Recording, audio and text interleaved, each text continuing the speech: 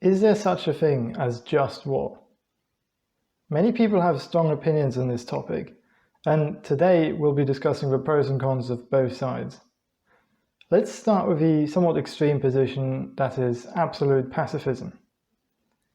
Absolute pacifism holds it that violence is never justified, whatever the circumstances. This is of course a position that is very difficult to defend. Imagine someone's running around with a chainsaw killing people. Would you be opposed to a sniper shooting that person in the head? Most people would consider this an acceptable form of violence. And in extension, imagine a neighbor country is invading you and trying to force some ridiculous laws on you and oppress you and your people. Most people would say that clearly you have a right to defend yourself in that situation. But that would be a defensive war. That's not the same thing as invading another country. But we can go a step further. Imagine your neighbor country is committing a genocide on a certain minority, and you cannot talk them out of it. Surely you are justified in invading that country and freeing the people. People who are in favor of just war often use the Allies killing the Nazis and liberating death camps such as Auschwitz as an example for justifiable violence. I think it is very much impossible for a sane person to defend absolute pacifism. One fundamental problem with war, however, is the hierarchy of the army. You see, in the army, you are expected to follow out orders from high-ranking soldiers without questioning them, and refusal can lead to very harsh punishment, and for most of history, and in some countries today, can get you executed. In other words, critical thinking and skepticism are discouraged, and blind obedience is encouraged. This is a recipe for disaster. The theory is of course that the higher-ranking soldier is supposed to know better and that their orders will serve the greater good.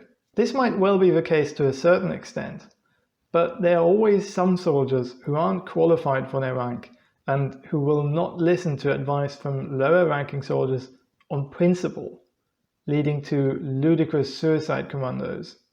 And some people will abuse their rank for pure terror. What are you going to do when you receive the order to execute innocent civilians under the threat of being executed yourself, should you refuse?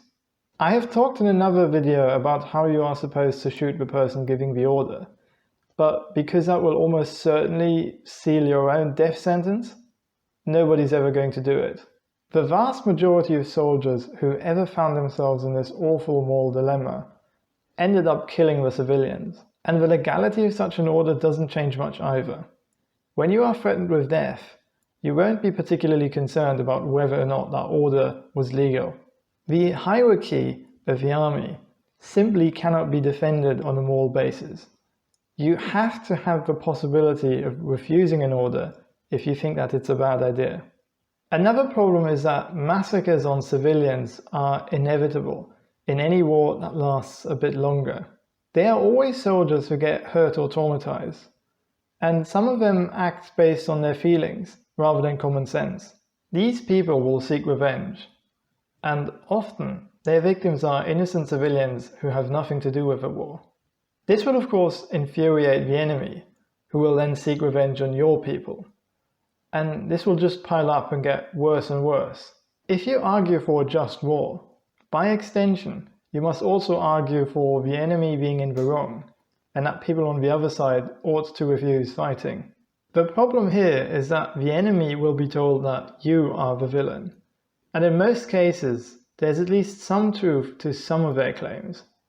In the end, both sides feed their people a one-sided version of what the war is all about, and your side probably won't be as clearly in the right as it might seem to you. Think about it.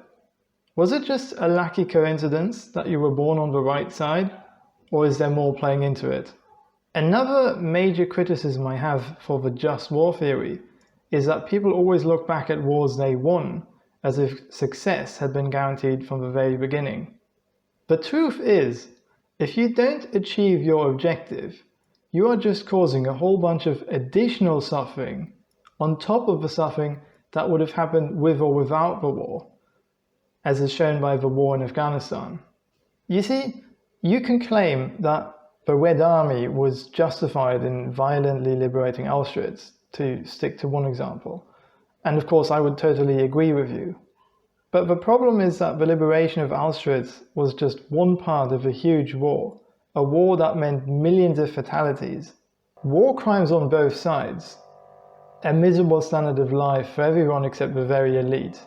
If you take all of that into consideration, as well as the uncertainty of success, I can only draw the conclusion that anyone's participation in a war is, almost always, going to make matters worse.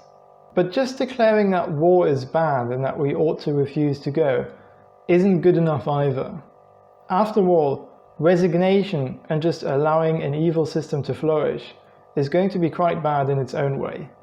Instead, we must think of peaceful ways to fight oppression.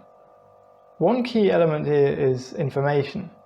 If a government or an organization spread lies about what they're all about, it is paramount to educate the people on what is really going on. Street outreach is a great way of doing this, but with an oppressive enemy, it might be necessary to work underground, for example by printing flyers and then secretly handing them out. Another form is protesting. This can take all sorts of different forms. You can flock to the streets holding signs, of course, but you can also refuse to work or do civil disobedience by blocking certain roads or buildings, for example. There's research showing that if at least 3.5% of the population actively participate in peaceful protests, that a government will be forced to make serious concessions or just collapse altogether. 3.5% isn't nothing, but the truth tends to find its way to the surface in most cases. So if you're genuinely in the right, you will most often end up victorious, even if it takes years. Some of the advantages of peaceful protesting include that it is available for everyone, unlike military service, which is generally reserved for fit young males. Another advantage is that it is much less demanding. People will be much more willing to block a road than to go to war. Of course, peaceful protesting can be dangerous at times.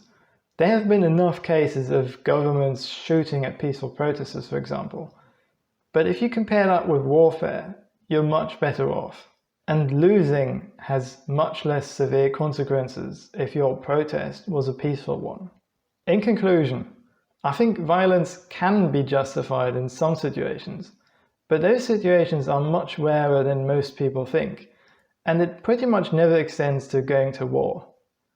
I think soft pacifism would be a good word to describe my position. Thank you all for watching. Do let me know what you think and hope to see you soon. Bye.